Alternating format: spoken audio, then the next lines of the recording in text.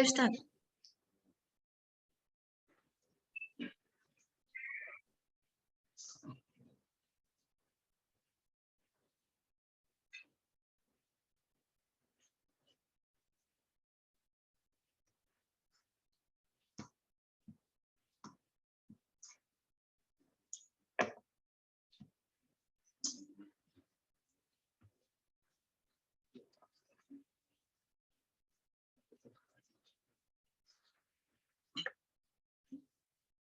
Oke, kita mulai Bapak Ibu sekalian.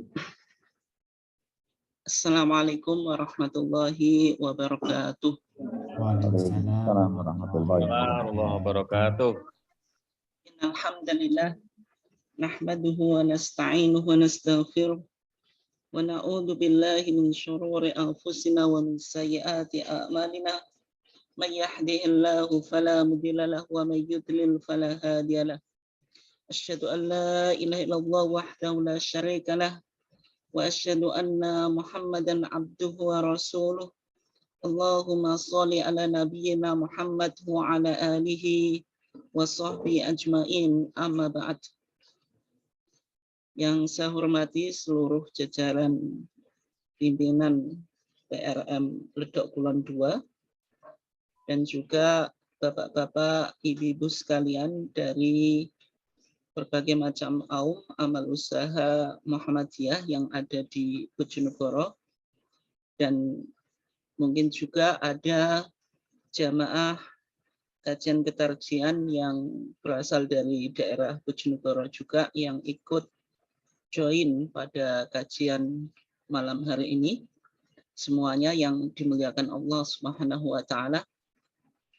Alhamdulillah, pada kesempatan ini kita masih diberikan Allah Subhanahu wa Ta'ala nikmat yang berupa keimanan dan keislaman, dan juga nikmat yang berupa kesehatan dan kesempatan, sehingga pada malam hari ini meskipun cuacanya hujan, kita tetap bisa mengikuti dan tetap mengadakan kajian ketarjian bersama PRM Ledok Kulon II, yaitu setiap 1 bulan sekali. Dan juga selawat serta salam semoga tetap terlimpahkan kepada Nabiullah Muhammad SAW. Bapak-bapak dan ibu-ibu sekalian, jamaah ketarjian PRM Ledok Kulon II, dan juga bapak-bapak, ibu-ibu sekalian dari berbagai macam daerah di Bojonegoro maupun di luar Bojonegoro.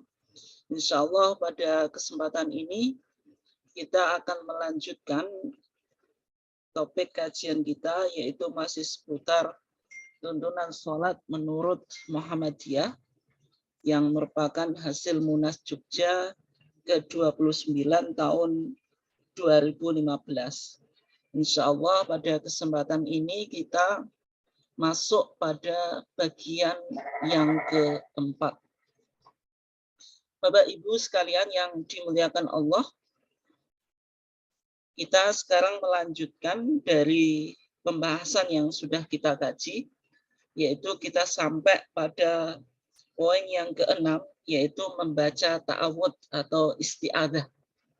Maka kalau kita coba cermati di dalam tuntunan sholat menurut Muhammadiyah, maka di sana dijelaskan bahwasanya membaca ta'awud atau isti'adzah, yaitu permintaan perlindungan kepada Allah Subhanahu wa Ta'ala dari godaan setan, itu dibaca secara siron, dibaca secara pelan, artinya tidak dibaca secara jahron. Nah, kemudian yang menjadi pertanyaan, kapan kita dianjurkan membaca ta'awud atau isti'adzah? Maka bacaan ta'awud atau isti'adzah itu letaknya setelah membaca Al-Fatihah. Jadi setelah membaca Al-Fatihah, kemudian kita membaca isti'adzah atau ta'awud. Ya, kalau kita perhatikan, dasar anjuran membaca isti'adzah, yang mana isti'adzah ini kita meminta proteksi dari Allah Subhanahu wa Ta'ala dari setan, sehingga di dalam melakukan ibadah sholat, maka kita bisa menjalankan sholat secara khusyuk. Dan juga di dalam sholat ada bacaan Al-Quran. Dan isti'adzah itu selalu disunahkan sebelum kita membaca Al-Quran.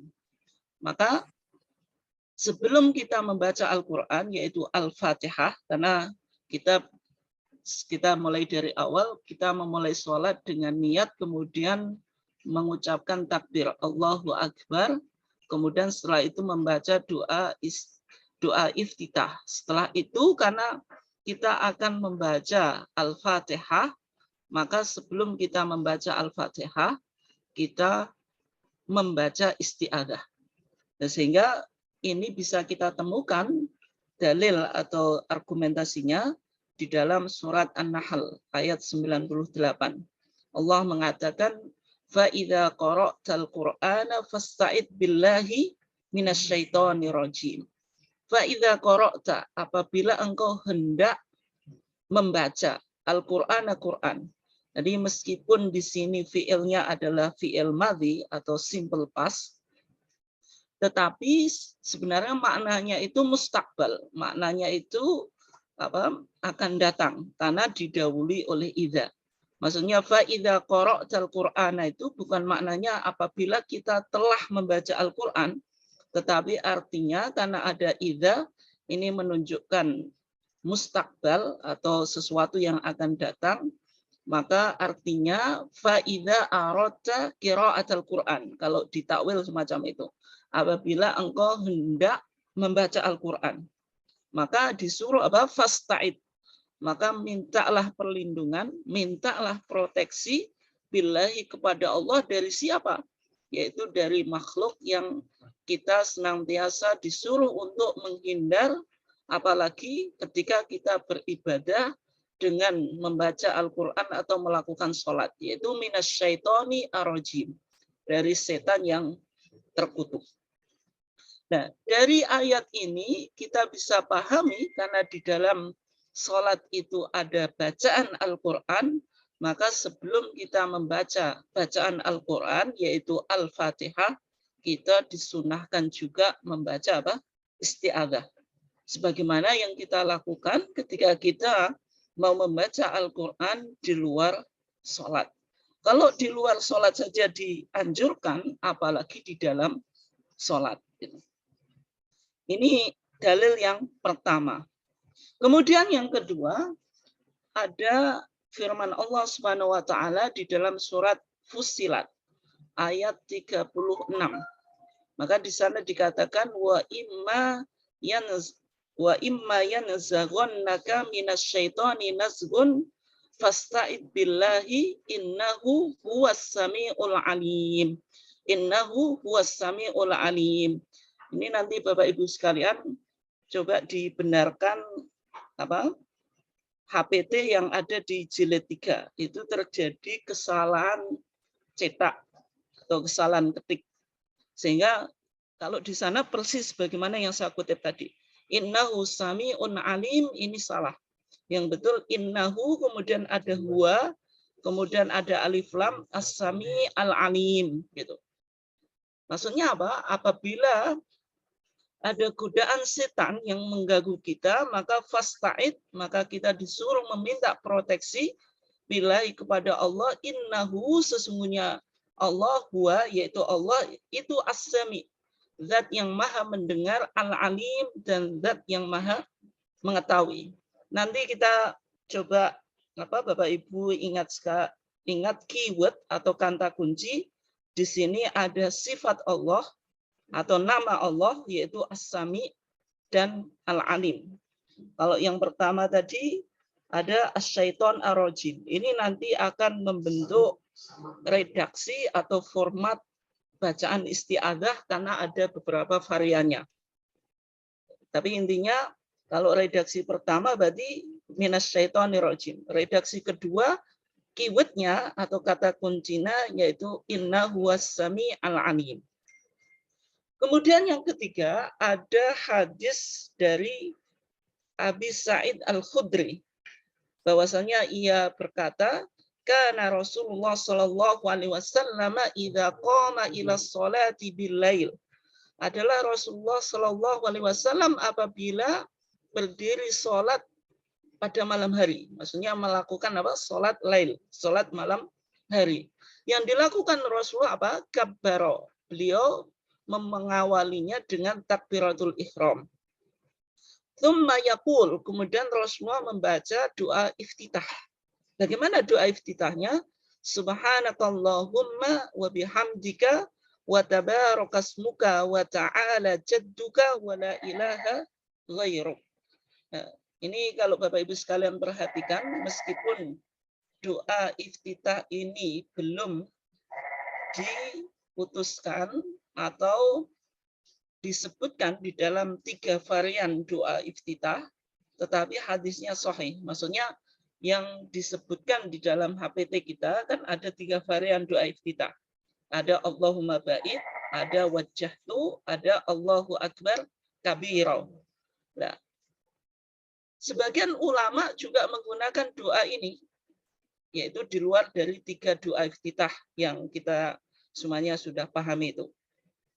Yaitu redaksinya subhanakallahumma wa bihamdika wa tabarakasmuka wa ta'ala jadduka wa la ilaha ghairuk. Ini artinya juga boleh digunakan sebagai doa iftitah. Meskipun di dalam putusan resmi Muhammadiyah belum dimasukkan.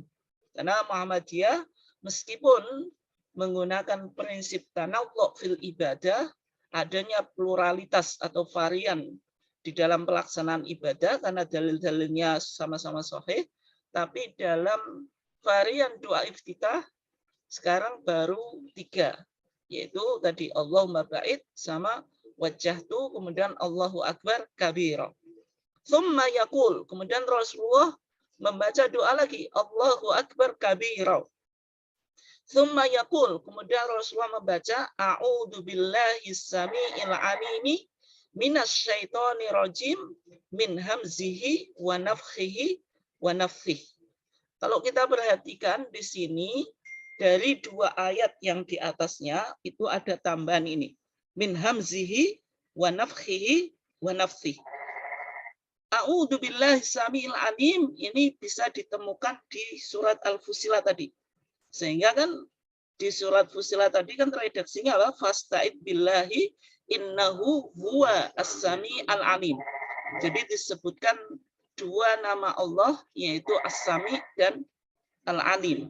Makanya di hadisnya muncul a'udzu billahi as-sami'i al-alim. Nah, kemudian minasyaitonir rajim ini bisa ditemukan di redaksi surat An-Nahl ayat 98 tadi. Fasta'id billahi minasyaitoni ar-rajim. Nah, sehingga redaksi yang ketiga tadi selain menggunakan 2 redaksi yang ada di ayat di atas, tetapi juga memberikan tambahan, yaitu bagaimana tambahannya? Min hamzihi wa nafthihi wa nafthihi. Ini riwayat Imam At-Tirmidzi atau At-Tirmidzi.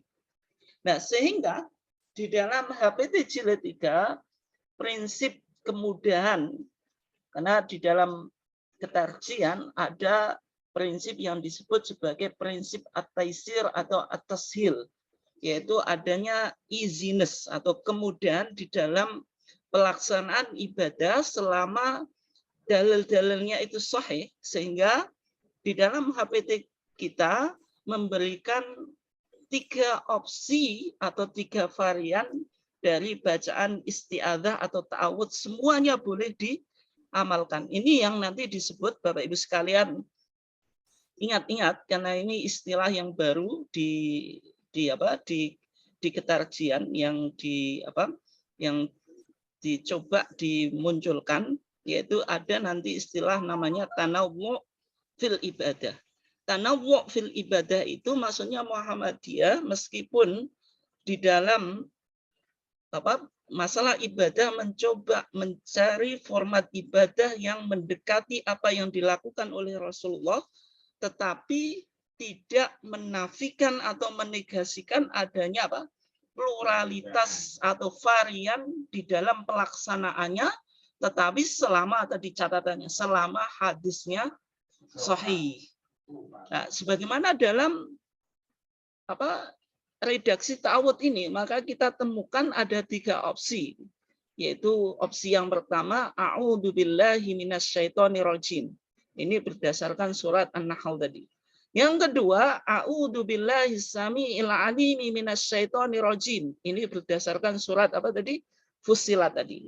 Kemudian yang ketiga, berdasarkan hadis Abu Sa'id Al-Khudri yang diriwayatkan oleh Imam At-Tirmidzi atau At-Tirmidzi, yaitu redaksinya a'udzubillahi samiil alimi minasyaitonirrajim min hamzihi wa nafthihi wa nafthihi. Artinya Bapak Ibu sekalian boleh memilih, meskipun mungkin di masyarakat yang paling simpel dan kita cukup familiar yang redaksi yang pertama ini. Tetapi supaya kita lebih sempurna di dalam ittiba atau mengikuti Nabi, mungkin juga mulai diamalkan atau diajarkan 2 varian yang tidak cukup populer di kalangan masyarakat, yaitu varian yang kedua atau varian yang ketiga. Nah, kemudian tadi dikatakan bahwasanya isti'adzah itu tidak hanya dibaca ketika kita membaca Al-Quran di luar sholat, tetapi di dalam sholat maka kita juga membaca isti'adzah berdasarkan keumuman ayat tadi dan juga berdasarkan Abi Sa'id Al-Khudri. Dan bahkan kalau di luar sholat saja ketika kita membaca Al-Quran itu membaca isti'adzah, maka di dalam sholat tentu lebih utama supaya menjadikan sholat kita lebih khusyuk dan tidak mengalami gangguan setan atau was-was atau serta tipu daya setan. Kemudian yang menjadi pertanyaan Bapak Ibu sekalian yang dimuliakan Allah, apakah bacaan isti'adzah ini cukup di rakaat yang pertama saja atau dibaca di setiap rakaat? Nah, ini ada 2 pandangan di kalangan para ulama. Yang pertama, pandangan yang mengatakan isti'adzah itu cukup dibaca di rakaat yang pertama, karena dianggap sholat itu 1 paket. Sehingga kalau 1 paket, ya cukup di rakaat yang pertama atau rakaat awal. Pandangan yang kedua mengatakan bahwasanya isti'adzah itu dibaca di setiap rakaat. Karena 1 rakaat itu ya terdiri dari bacaan Al-Fatihah, surat, rukuk, iktidal, sujud 2 kali, duduk di antara 2 sujud, ini dianggap 1 rakaat.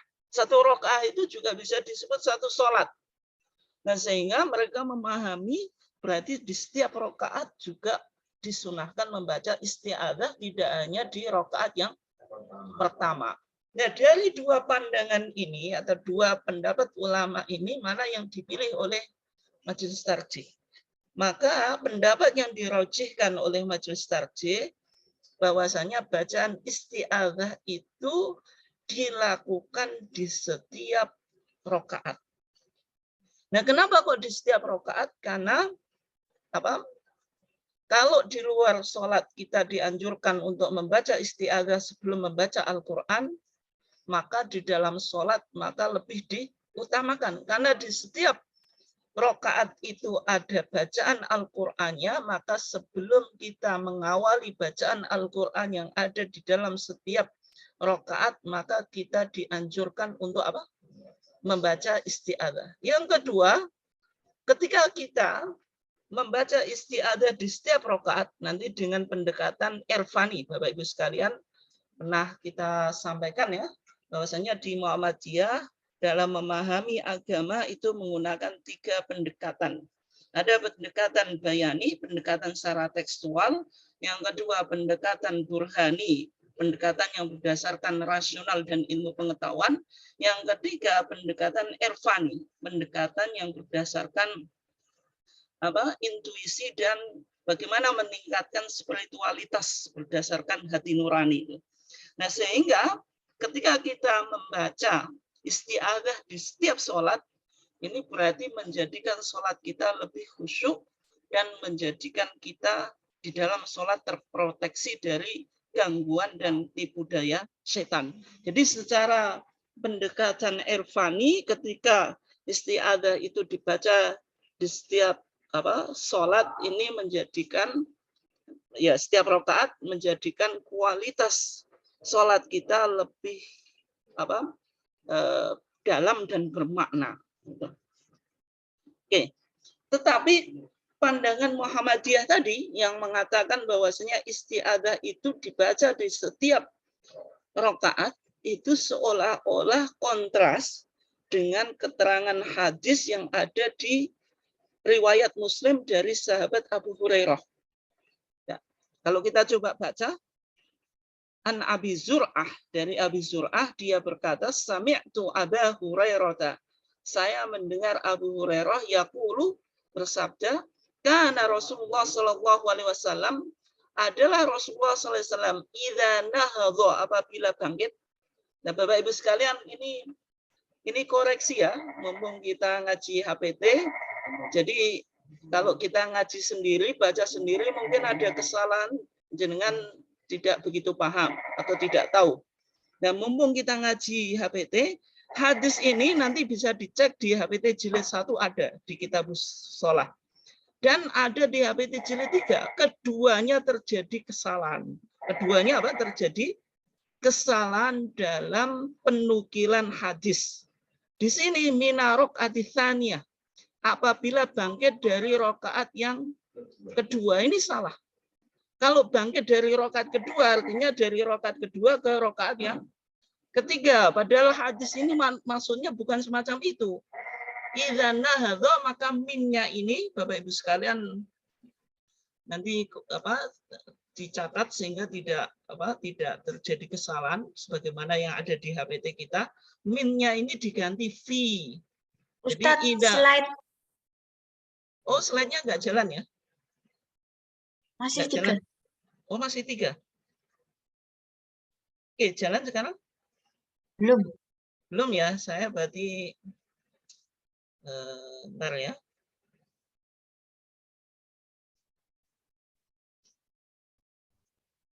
Saya nggak full nggak full screen ya.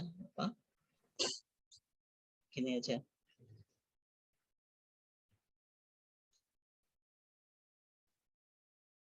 Oke, ya bisa dilihat ya. Bisa, Bu?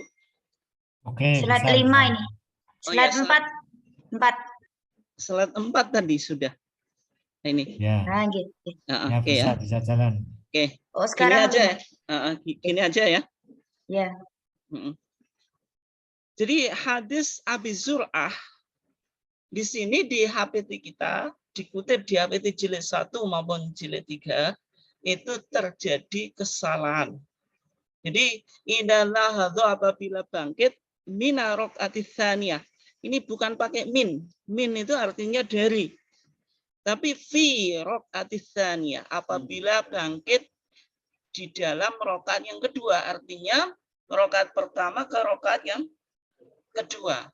Yang dilakukan Rasulullah apa? Istaftaha al-qiraah. Rasulullah membuka dengan bacaan.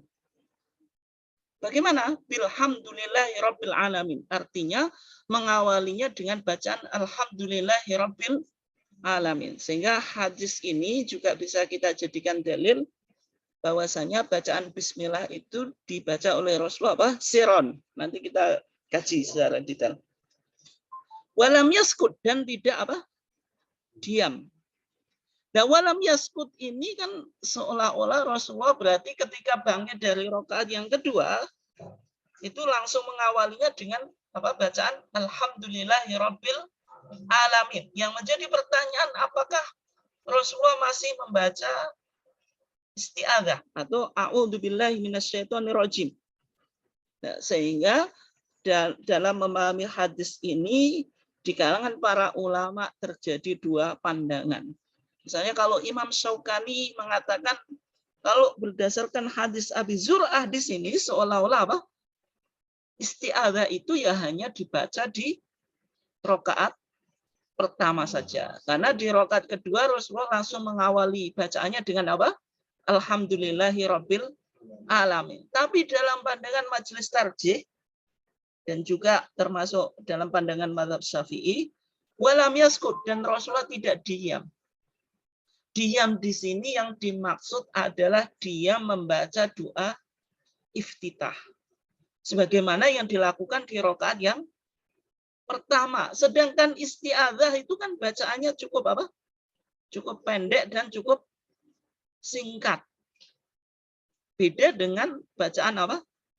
Iftitah. Kalau bacaan iftitah kan membutuhkan waktu agak lama. Tapi kalau isti'adzah tadi berarti apa? Pendek. Sehingga apa? Abu Hurairah menggambarkan sholatnya Rasulullah itu di rakaat yang kedua memulai dengan bacaan Alhamdulillahirabbil alamin dan dia tidak diam, maksudnya tidak diam dengan membaca apa? Doa iftitah. Tetapi apakah ini menafikan atau menegasikan adanya bacaan isti'adzah? Jawabannya tidak. Nah, itu. Nah, sehingga apa? Dalam pandangan majelis tarjih tadi bahwasanya isti'adzah itu tetap dibaca di rakaat yang kedua.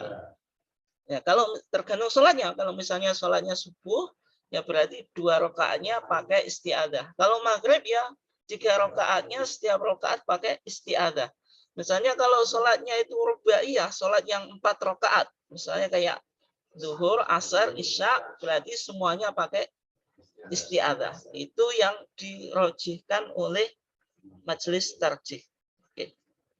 Kemudian Bapak Ibu sekalian yang dimuliakan Allah, kita sekarang mencoba membahas tentang basmalah. Nah, ini penting. Nah, basmalah itu bagaimana? Gitu.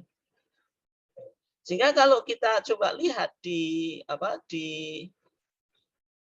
dalam HPT kita, maka di sana dijelaskan membaca basmalah secara jahar atau sir pada sholat dengan bacaan jahar. Artinya, ketika sholat itu sholat jahriyah itu sholat apa saja?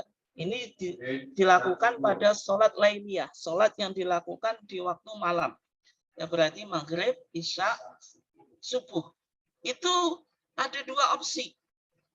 Basmalahnya itu boleh jahron, boleh siron. Nah, ini mungkin mengagetkan jenengan.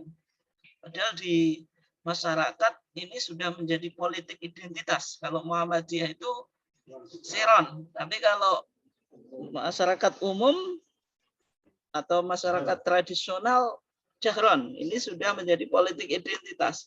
Tapi yang mengagetkan ternyata putusan tarjih kita di HPT jilid 3 Muhammadiyah sebenarnya mengakomodir atau mengakui keduanya. Artinya kalau sholat itu jahriyah, ya sholat maghrib, sholat isya, kemudian sholat subuh, basmalahnya itu boleh jahron, boleh siron. Artinya tergantung pilihan imamnya itu, mau siron atau mau jahron. Oke. Nah kemudian bagaimana kalau sholat itu sholat siriyah? Sholat siriyah itu biasanya sholat nahariyah, sholat yang dilakukan di waktu siang. Misalnya zuhur sama asar. Berarti karena kita membaca Al-Fatihahnya siron, berarti bismillahnya pun juga harus siron, tidak apa? Tidak jahron gitu. Oke.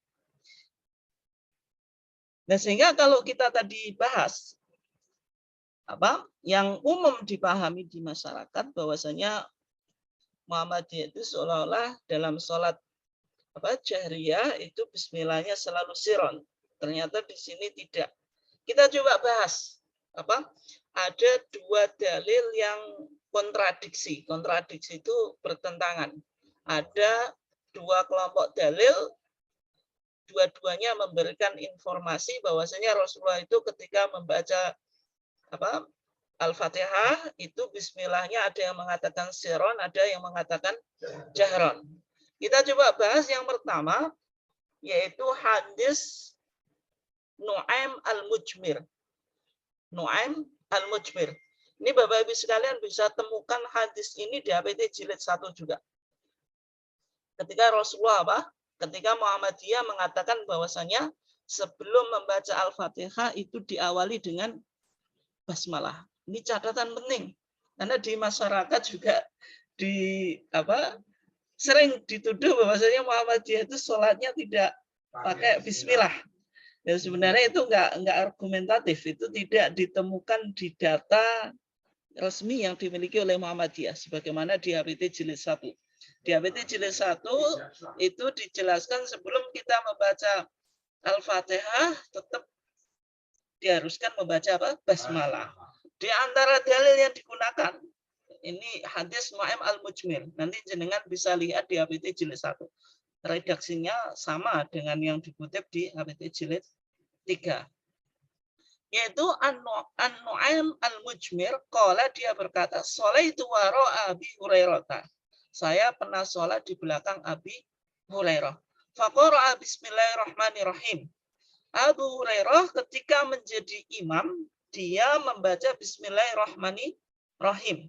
Tsumma qara'a bi ummil Qur'an. Kemudian beliau membaca Ummul Qur'an yaitu Al-Fatihah. Tapi kita coba pahami, ini berarti praktek sholat yang dilakukan Abu Hurairah ketika menjadi imam. Yang menjadi pertanyaan ini perbuatan sahabat. Padahal perbuatan sahabat itu tidak bisa dijadikan hujjah atau dalil. Tapi kenapa kok dijadikan dalil? Hadis yang sampai pada sahabat, ini Bapak Ibu sekalian ingat-ingat, dinamakan hadis mauquf. Hadis mauquf. Tapi kalau hadis itu sampai Rasulullah atau disandarkan kepada Rasulullah, itu disebut hadis marfu. Hadis mauquf itu pada dasarnya tidak bisa dijadikan hujjah atau dalil, karena yang menjadi dalil agama itu ya perbuatan Nabi. Tetapi ketika hadis mauquf itu ada indikasi yang menunjukkan hadis ini sampai kepada Rasulullah, bukan perbuatan sahabat saja, itu bisa dijadikan dalil. Atau ini yang disebut al-mauquf, hadis yang sampai kepada sahabat tapi fi hukmil marfu, statusnya itu sampai kepada siapa? Rasulullah. Yaitu karena ada indikasi Abu Hurairah di akhir hadis mengatakan walladzi nafsi biyadi, demi zat yang jiwaku berada di tangannya, ini sesungguhnya aku la asbahukum, orang yang paling menyerupai di antara kamu salatnya bi Rasulillah, dengan Rasulullah sallallahu alaihi wasallam. Artinya yang dilakukan Abu Hurairah itu meniru yang dilakukan Rasulullah, yaitu ketika sholat membaca bismillahirrahmanirrahim, baru membaca Ummul Quran. Ini artinya bismillahnya jahron atau siron ini? Jahron atau siron? Jahron. Karena dijelaskan Abu Hurairah membaca Bismillahirrahmanirrahim. Hadis ini sahih. Hadis ini disahihkan oleh banyak imam, diantaranya Al-Imam Al-Arnaud, tapi didhaifkan oleh Syekh Albani. Tapi kan karena ini dikutip oleh Majelis Tarjih, artinya kajian hadis yang dilakukan Majelis Tarjih menganggap hadis ini sahih gitu. Oke. Nah, kemudian hadis yang kedua yaitu hadis dari Ummu Salamah. Hadis dari Ummu Salamah, annaha su'ilat an qiraati Rasulillah sallallahu alaihi wasallam. Bahwasanya Ummu Salamah itu pernah ditanya tentang bacaan Rasulullah sallallahu alaihi wasallam. Faqalat, maka Ummu Salamah menjawab, kana yuqatti'u qira'atahu ayatan-ayatan. Rasulullah itu dalam membaca Al-Fatihah memotong bacaannya ayatan-ayatan, satu ayat satu ayat. Artinya membaca Bismillahirrahmanirrahim berhenti, Alhamdulillahirabbil alamin berhenti, Ar-Rahmanirrahim berhenti, Maliki Yaumiddin berhenti. Nah, dari hadis Ummu Salamah ini berarti mengindikasikan apa? Bacaannya itu jahron atau siron? Ya berarti jahron, karena apa? Dijelaskan ayatan-ayatan itu dimulai dengan Bismillahirrahmanirrahim. Berarti berdasarkan dua hadis ini, yaitu hadis Nu'aim al-Mujmir dari Abu Hurairah dan hadis Ummu Salamah, menjelaskan bahwasanya bacaan basmalah di dalam kita membaca surat Al-Fatihah itu dibaca secara apa? Jahron. Oke. Kemudian kelompok hadis yang kedua, ada dua hadis juga yang menjelaskan bahwasanya Rasulullah Shallallahu Alaihi Wasallam ketika membaca Al-Fatihah itu basmalahnya dibaca siron. Ada hadis dari Aisyah. Hadis Aisyah. Dan Aisyah taqalat, dari Aisyah ia berkata, kana Rasulullah sallallahu alaihi wasallam yastaftihu as-salata bitakbir. Rasulullah itu mengawali sholatnya dengan apa? Takbir. Karena sholat itu harus apa?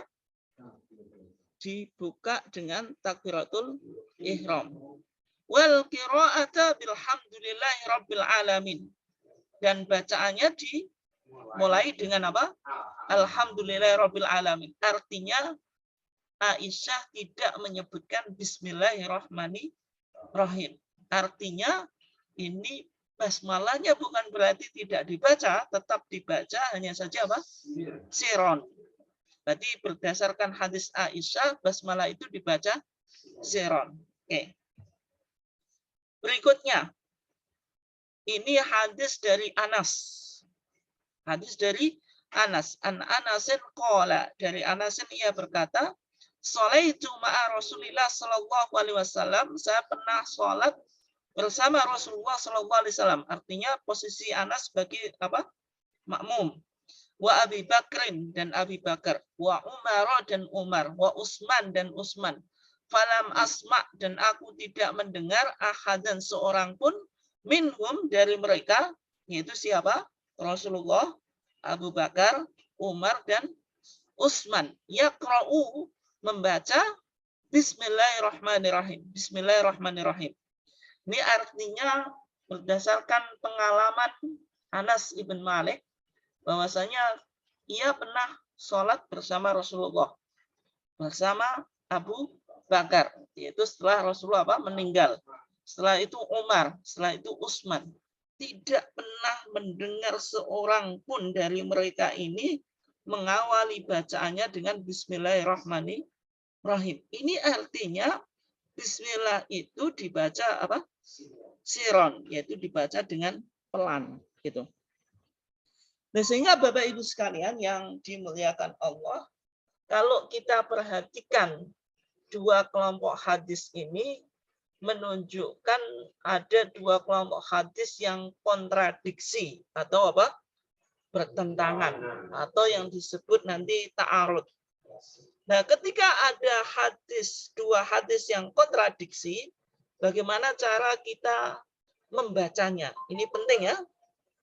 Kita coba lihat di manhaj tarjih. Manhaj tarjih itu apa? Manhaj tarjih itu metodologi pengambilan hukum atau istimbat hukum yang dilakukan oleh Muhammadiyah. Ini teorinya semacam ini. Teorinya disebut apa? Manhaj tarjih. Di dalam manhaj tarjih itu ada metode yang disebut metode taufiki atau metode apa? Sinkronisasi.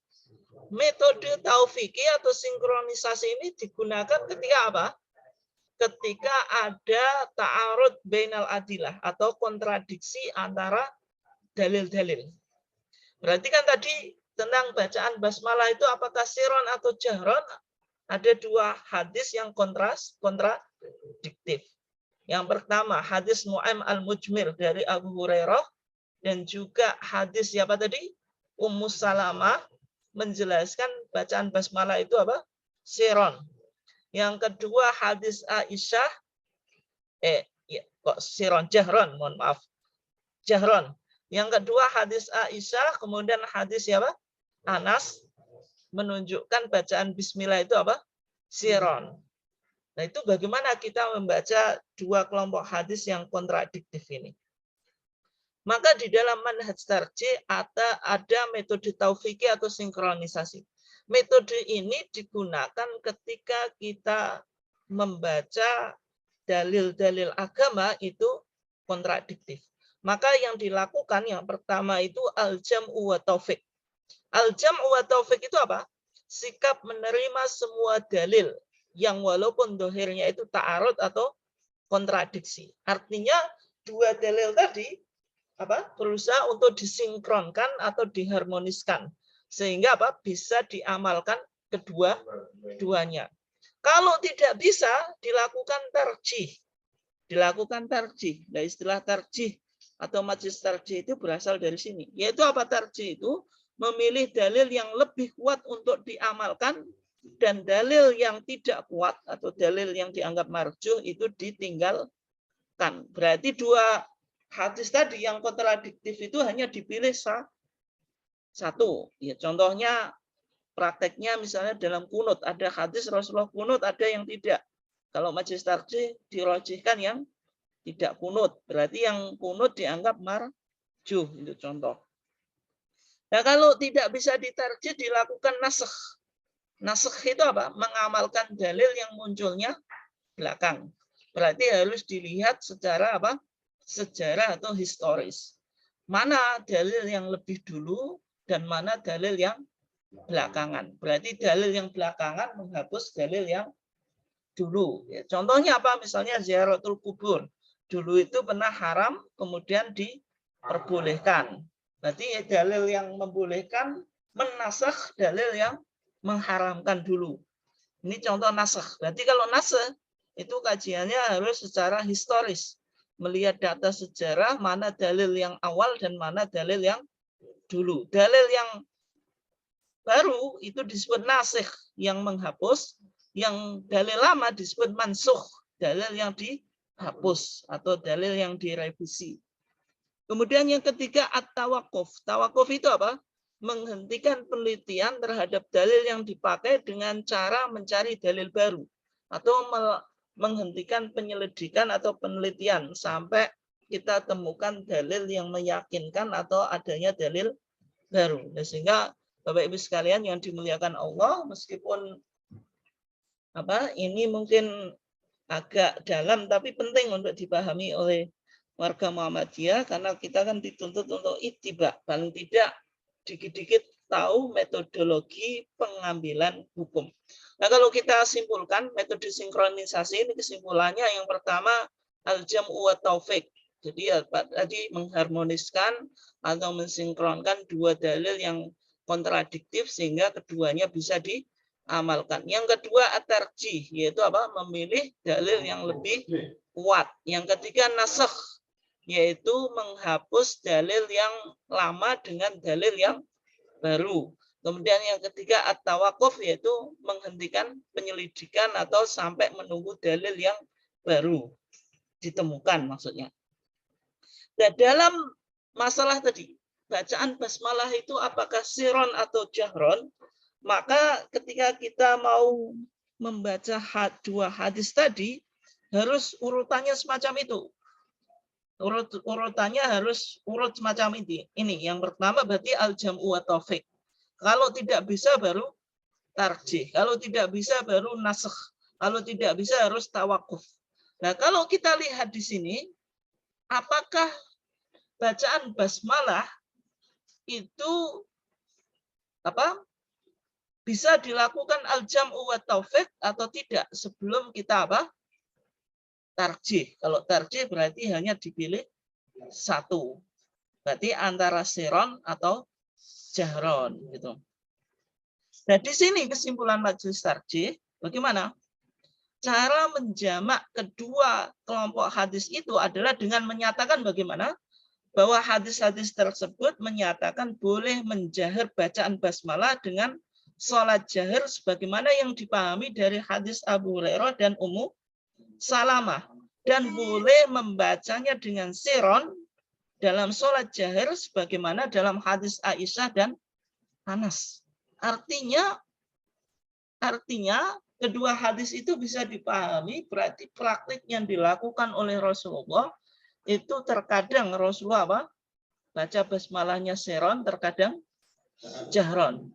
Itu dilakukan oleh Rasulullah. Dua-duanya dilakukan oleh Rasulullah. Nah, yang menjadi pertanyaan, apakah kesimpulan majelis tarjih ini tidak janggal? Karena kalau kita lihat mazhab Syafi'i merojihkan yang apa? Mazhab Syafi'i jahron, berarti tidak dilakukan al-jam'u wa taufiq menurut mazhab Syafi'i. Karena dalam pandangan mazhab Syafi'i ya dilakukan apa? Tarjih, yaitu dengan memilih yang jahron. Nah, bagaimana dengan mazhab Hambali? Mazhab Hambali sebagaimana yang dipraktekkan di Mekah atau Madinah. Bacaan bismillahnya apa? Siron. Berarti di situ tidak melakukan al-jam'u wa taufiq, tapi melakukan apa? Tarjih. Dirojihkan dalil yang enggak, yang apa? Yang siron. Nah, kalau kesimpulan Muhammadiyah dalam masalah itu tidak perlu ditarjih. Tapi dengan apa? Al-jam'u wa taufiq, yaitu dengan mengharmoniskan dua dalil yang kontradiktif. Karena keduanya berasal dari Rasulullah dan keduanya sama-sama diamalkan. Karena apa? Al-i'mal khairun minal ihmal. Mengamalkan hadis itu lebih baik daripada mengabaikan. Ketika kita lakukan tarjih kan berarti ada hadis yang diabaikan. Tapi yang menjadi pertanyaan, apakah kesimpulan tarjih ini merupakan pendapat yang aneh atau janggal? Artinya tidak ada ulama yang memahaminya demikian. Artinya tidak ada ulama-ulama klasik atau ulama di abad pertengahan yang memiliki pandangan sebagaimana pandangannya majelis tarjih. Nah, karena hal ini penting maka dijelaskan oleh majelis tarjih. Ternyata ada sejumlah ulama terdahulu, diantaranya Ishaq ibn Rawaheh, kemudian Al-Mubarakfuri, kemudian Al-Qadhi Abu Thayyib At-Tabari, yang meriwayatkan bahwasanya Ibn Abi Layla dan Al-Hakam berpandangan bahwasanya keduanya, baik siron atau jahron itu boleh. Kemudian ini yang populer, yaitu di dalam kitab apa? Subulus Salam, yaitu syarah dari Bulughul Maram yang ditulis oleh Al-Imam As-Sun'ani atau Ibnul Amir As-Sun'ani mengatakan apa? Ini kutipan saya. Wal aqrab, dan yang mendekati kebenaran, annahu sallallahu alaihi wasallam adalah Nabi Muhammad sallallahu alaihi wasallam kana yaqra'u biha taratan jahran. Adalah Rasulullah itu terkadang membaca basmalah itu terkadang apa? Jahran wa taratan yukhfiha. Dan terkadang apa? Disirikan. Ini kesimpulan majelis tarjih di Monas Tarjih ke-29 di Jogja tahun 2015. Artinya ini majelis tarjih juga menggunakan prinsip apa? Tanawwu fil ibadah. Boleh mengamalkan varian bentuk pelaksanaan ibadah selama kedua apa? Dalilnya sahih. Dan ini dalam konteks dakwah ini lebih penting apa? Bisa sangat strategis. Artinya ketika warga Muhammadiyah masih minoritas itu bisa apa? Kebetulan misalnya apa dipercaya jadi imam bisa membaca basmalah secara jahron. Tapi kalau sudah mayoritas ya monggo, tergantung kebiasaan masjid yang ada. Ketika sudah umum siron ya siron saja, kecuali kalau sudah sama-sama ngaji. Kalau belum sama-sama ngaji kan menimbulkan apa? Fitnah atau menimbulkan kebingungan. Nah, ini apa? Ini juga apa? Menafikan atau menjawab tuduhan yang sebelumnya sering dilontarkan bahwasanya Muhammadiyah dianggap sebagai kelompok yang anti basmalah. Padahal sejak dulu tuh Muhammadiyah tidak pernah mengatakan basmalah itu tidak dibaca dalam membaca apa? Al-Fatihah. Hanya saja mungkin secara kebanyakan warga Muhammadiyah membaca apa? basmalah itu secara siron. Tapi kalau dibilang Muhammadiyah tidak membaca basmalah, itu tidak ada dalil atau argumentasi atau data yang menuju ke sana. Itu artinya hanya klaim yang cenderung menjatuhkan pandangan Muhammadiyah. Oke. Oke, kita coba bahas ini yang terakhir sebelum kita tutup kajian kita, yaitu yang poin yang ke-8, yaitu membaca surat Al-Fatihah dan membaca amin. Nah, ini. Jadi setelah membaca ta'awud dan basmalah dilanjutkan dengan membaca Al-Fatihah. Karena Al-Fatihah itu merupakan salah satu dari rukun sholat yang harus dibaca di dalam setiap rakaat. Gitu. Dan di dalam HPT jilid kita dijelaskan beberapa panduan atau tata cara membaca Al-Fatihah yang penting untuk kita pahami sebagaimana yang dipraktekkan oleh Rasulullah. Ada beberapa hadis yang menjelaskan tentang bacaan Al-Fatihah yang dilakukan oleh Rasulullah dalam sholat. Yang pertama hadis Qatadah. Ia mengatakan su'ila Anasun. Anas pernah ditanya kaifa kanat qira'atun Nabi sallallahu alaihi wasallam. Bagaimana bacaan Nabi sallallahu alaihi wasallam, maksudnya fi shalah, yaitu di salat. Faqala, maka Anas merespon atau menjawab, kanat bacaan Nabi di dalam salat itu maddan. Maddan itu artinya panjang. Tsumma qara'a bismillahirrahmanirrahim. Artinya dipanjangkan. Yamuddu bi bismillah wa yamuddu bi rahman wa yamuddu bi rahim. Ini artinya bacaannya tidak cepat. Karena panjang ini tentu memperhatikan hukum mad yang ada di dalam ilmu tajwid. Nah, kalau kita membaca basmalah itu sebagaimana yang umum di masyarakat, misalnya dalam sholat tarawih, itu jelas bacaan bismillahnya tidak maddan. Karena tidak ingin cepat, akhirnya tidak sesuai dengan ilmu tajwid. Ya, itu.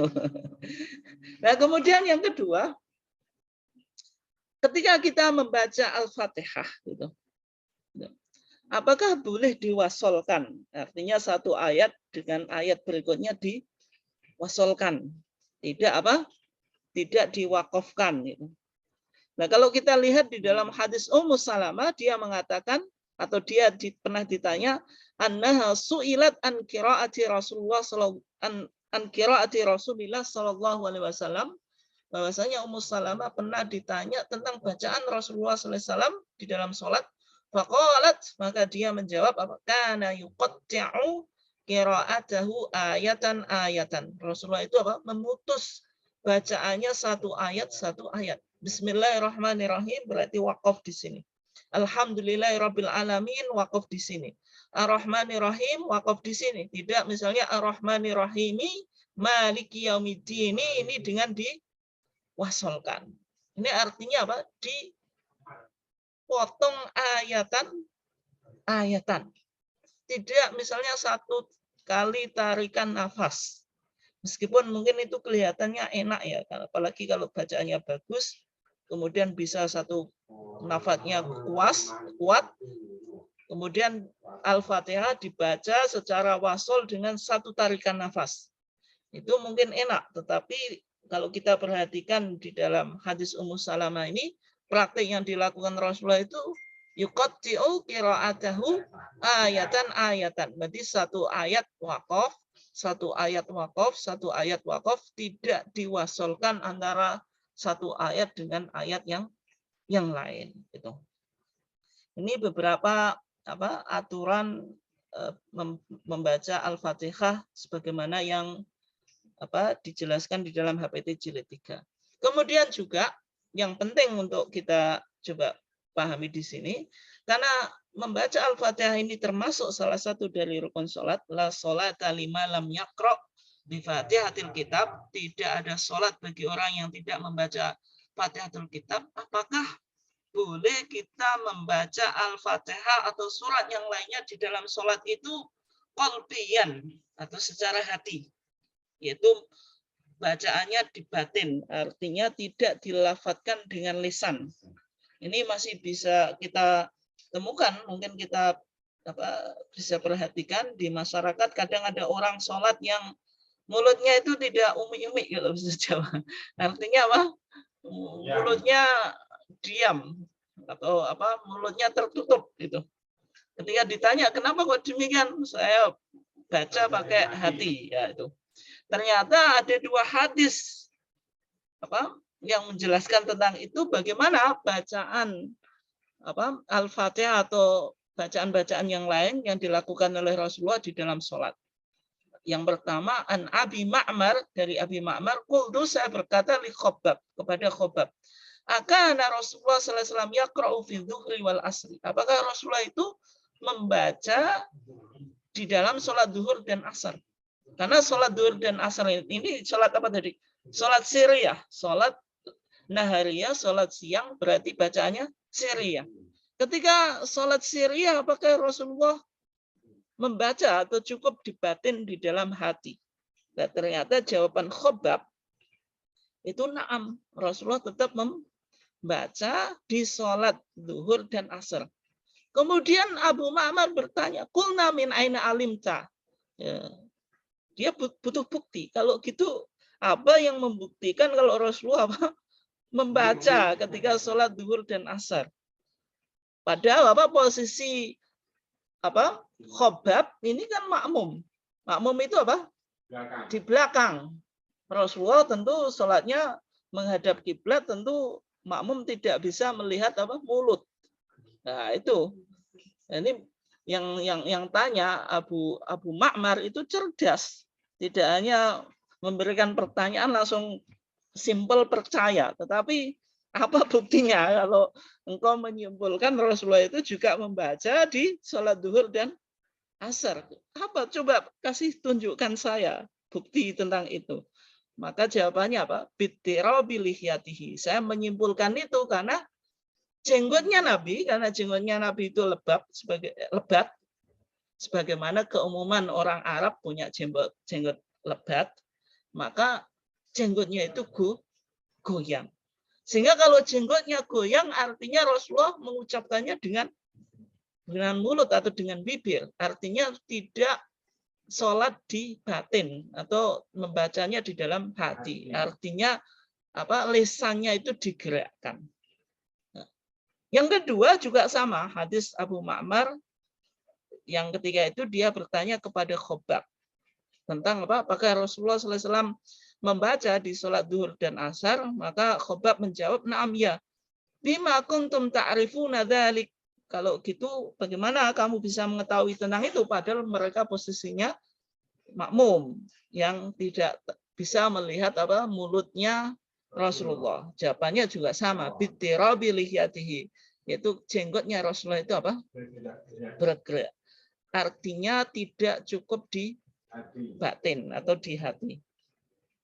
Nah, sehingga ini penting, sehingga kalau kita perhatikan tadi sebagaimana yang sudah kita bahas tadi, bahwasanya Al-Fatihah itu salah satu dari rukun sholat, dan sholat yang di setiap rokaatnya, ini yang penting dicatat, di setiap rokaatnya itu tidak dibaca Al-Fatihah, maka sholatnya tidak sah. Berdasarkan hadis Ubadah ibn Somit, bahwasanya Rasulullah SAW bersabda, la sholat, tidak ada sholat.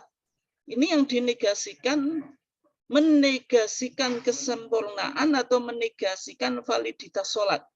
Ini kalau kita bahas secara gramatikal, la ini artinya nafyu as-sihah, menafikan atau menegasikan validitas sholat. Artinya la sholat itu ya tidak ada sholat yang sah, bukan menafikan kesempurnaan. Kalau menegasikan kesempurnaan itu artinya sholatnya sah tetapi tidak sempurna. Tapi di sini menegasikan validitas sholat. Artinya sholat yang tidak ada Al-Fatihah tidak sah. Liman lam yakro, bagi orang yang tidak membaca bifatihatil kitab, Al-Fatihatul kitab atau umul Quran. Demikian Bapak Ibu sekalian yang dimuliakan Allah. Dan insya Allah pertemuan berikutnya nanti kita coba kaji secara detail Di antaranya bagaimana hukum membaca Al-Fatihah bagi makmum. Apakah makmum cukup mendengarkan atau juga membaca Al-Fatihah? Demikian Bapak Ibu sekalian, silahkan kalau ada pertanyaan atau tanggapan dari topik yang kita kaji pada malam hari ini. Saya atau kami persilahkan, monggo Bapak Ibu sekalian.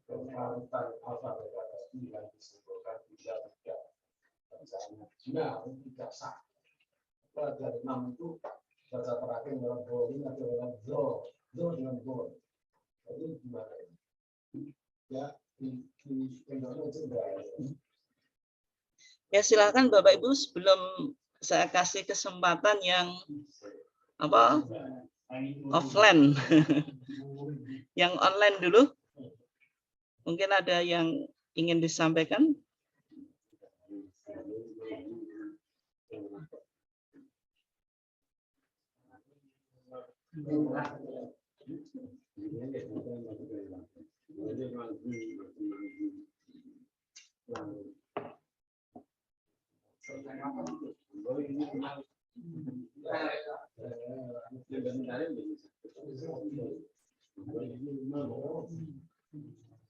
Tapi Ustadz yang offline saja.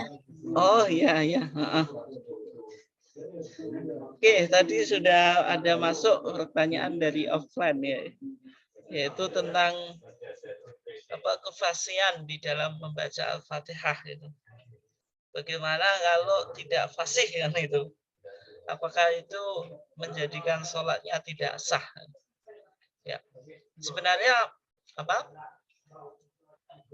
yang jelas bacaan Al-Fatihah itu tentu ya harus sesuai dengan tajwid, sesuai dengan tajwid dan juga makharijul huruf, yaitu melafadzkan atau artikulasi hurufnya itu harus sesuai dengan makharijul huruf yang ada di dalam bahasa Arab gitu. Itu dua hal itu penting untuk kita kaji, sehingga minimal ya, kita itu fasih di dalam membaca Al-Fatihah, karena Al-Fatihah itu yang selalu kita baca di dalam sholat gitu.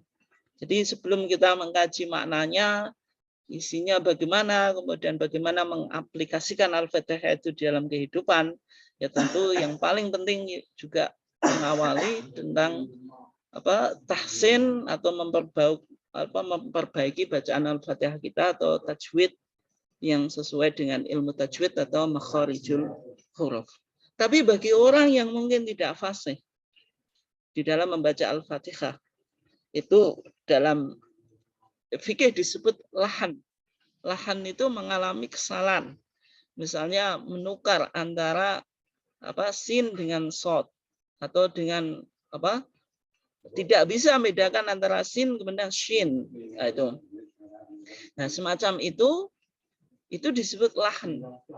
Nah, itu tergantung tergantung kemampuan dia. Tapi intinya kan kita harus senantiasa belajar, upgrade keilmuan kita, sehingga sesuatu yang mungkin melafadzkan sesuatu, atau kalau bahasa Inggris ada pronunciation itu, bagaimana melafadzkan huruf, nah, itu kan butuh dilatih terus kan itu. Nah, sehingga bagi yang memiliki kemampuan untuk merubah diri ya harus belajar gitu. Tapi kalau misalnya sudah tua, sudah nggak bisa gitu, itu bagaimana ya? Yang jelas fattaqullaha mastata'tum, bertakwalah kamu kepada Allah sesuai dengan kemampuanmu. La yukallifullahu nafsan illa wus'aha. Allah tidak membebani seseorang kecuali dengan kemampuannya. Nah, sehingga kalau dikatakan apakah sholatnya batal, yaitu kita nggak bisa menghukumi sholatnya batal. Yang penting kita sholat, entah kualitasnya itu bagaimana, ya tetap sholat. Karena bukan berarti kalau kita tidak bisa sholat secara berkualitas terus tidak sholat, itu malah menjadikan masalah. Nah, sehingga Ya kesimpulannya penting ya semacam itu untuk berlatih. Apalagi misalnya posisinya sebagai imam yang tentu memimpin sholat jamaah, maka penting untuk mengkaji minimal bagaimana belajar tahsin dari Al-Fatihah dan ayat-ayat yang biasa dibaca. Jangan sampai sudah menjadi imam kemudian bacaannya sering dikritik oleh makmum, ini kan juga masalah. Tapi makmumnya kalau mengkritik berarti makmumnya cerdas, karena orang tidak mungkin mengkritik kecuali tahu. Makanya di dalam fatwa tarjih itu ada jawaban yang unik ya. Ketika sholat Jumat itu ada pertanyaan yang diajukan kepada tim fatwa tarjih, bahwasanya ada seorang makmum yang mengkritik imamnya karena dianggap melakukan banyak kesalahan di dalam sholat Jumat, yaitu bacaannya. Maka jawabannya tim fatwa tarjih ya agak sedikit humoris. Intinya kalau Anda bisa mengkritik berarti bacaan Anda baik. Karena tidak mungkin orang bisa mengkritik kecuali yang tahu. Ya seharusnya Anda saja yang jadi imam. Tapi itu guyonan ya, bisa juga benar, bisa juga salah. Dalam artian orang menyalahkan sesuatu kan karena dia tahu. Tapi artinya ketika ditanya kenapa salah, dia bisa menunjukkan. Nah, yang bisa mengkritik berarti tentu yang memiliki kemampuan bacaan yang bagus. Itu. Ya mungkin itu ya Bapak Ibu sekalian yang online ada atau nggak ada ini? Nggak ada Ustadz kayaknya. Oh nggak ada ya? Mungkin Nggak ada yang ngacung. Nggak ada yang ngacung ya? Nggak ada yang angkat tangan. Oke, mungkin satu lagi offline atau kita tutup? Ya ini Pak yang Yusron offline. mau tanya nih Pak Yusron. Nggih. Ya silahkan Ayo, Pak Yusron. Nggih, monggo. Ayo Pak, mau tanya Pak. Nggih, monggo. Orangnya nggak ada Pak ternyata. Oh, nggak ada. Oke. Nggih, monggo Pak. Ada yang offline satu kali. Nggih, monggo. Tadi yang saya tanyakan tadi terangkan bahwa setiap mengawali Al-Fatihah itu dianjurkan untuk berta'awudz. Apakah juga termasuk untuk bacaan-bacaan sholat, bacaan surat-surat dari Al-Quran pada waktu rakaat satu dan dua kan ada surat-surat. Apa itu juga dianjurkan ta'awudz? Ya, ini menarik ya. Ada sebuah pertanyaan yang disampaikan tadi dalam kesimpulan Majelis Tarjih bahwasanya isti'adzah itu dilakukan di setiap rakaat sebelum kita membaca Al-Fatihah. Nah, ini berdasarkan keumuman wa idza qara'tal Qur'ana fasta'id billahi minasyaitonir rajim. Apabila engkau hendak membaca Al-Qur'an maka disuruh meminta perlindungan dari setan yang terkutuk. Nah, apakah isti'adzah ini juga dilakukan ketika membaca surat, yaitu surat yang kita baca setelah Al-Fatihah? Maka jawabannya isti'adzah itu cukup dilakukan di awal bacaan. Nah, di awal bacaan. Ketika kita membaca Al-Qur'an, isti'adzah itu dilakukan di awal bacaan. Ketika kita pindah dari satu surat ke surat yang lain, artinya tidak usah mengawalinya dengan isti'adzah. Berarti cukup basmalah itu. Hanya saja misalnya yang umum di masyarakat, tapi kalau di mazhab Syafi'i itu baik di awal ayat maupun di tengah ayat nggak pakai bismillah. Tapi kalau di Muhammadiyah secara umum, meskipun ini belum ada fatwa yang resmi atau yang formal, tapi yang banyak dipraktekkan ketika kita membaca Al-Quran tidak dari awal surat, misalnya di pertengahan, itu cukup apa? Isti'adzah, cukup ta'awudz saja, tidak pakai bismillah. Karena bismillah itu dipahami yaitu apa? Bagian atau ayat yang memisahkan antara satu surat dengan yang lain. Ya, karena tadi bismillah itu karena tadi yang kita baca itu di tengah Al-Qur'an, tidak di awal Al-Qur'an, ya berarti tidak diawali dengan basmalah, tetapi tetap dianjurkan isti'adzah karena keumuman tadi. Fa idza qara'tal Qur'ana fasta'id billahi minasyaitonir rajim. Karena keumuman tadi. Nah, kalau kembali tadi, kalau di sholat, karena Al-Fatihah dengan surat itu kan di satu rakaat dan hanya dipisah dengan bacaan amin. Amin itu kan doa. Amin ini sudah pernah kita kaji atau tidak? Amin itu bukan bagian dari Al-Fatihah, tapi kita disunatkan membaca amin ketika selesai membaca Al-Fatihah. Artinya amin itu Allahumma stajib.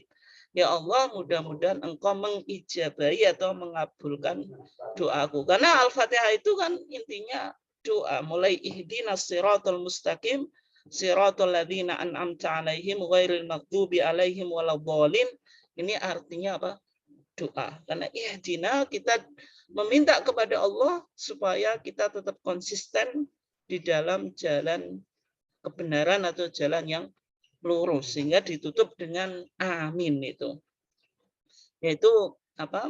Sehingga karena yang cuma dipisah dengan amin, maka tidak mengulangi bacaan ta'awudnya atau isti'adzahnya. Mungkin itu ya jawaban singkatnya. Terima kasih Bapak Ibu sekalian. Satu lagi. Nggih, monggo.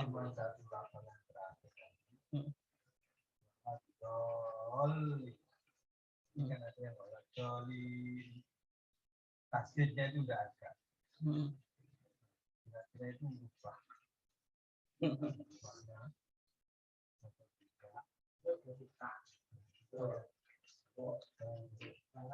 Ya.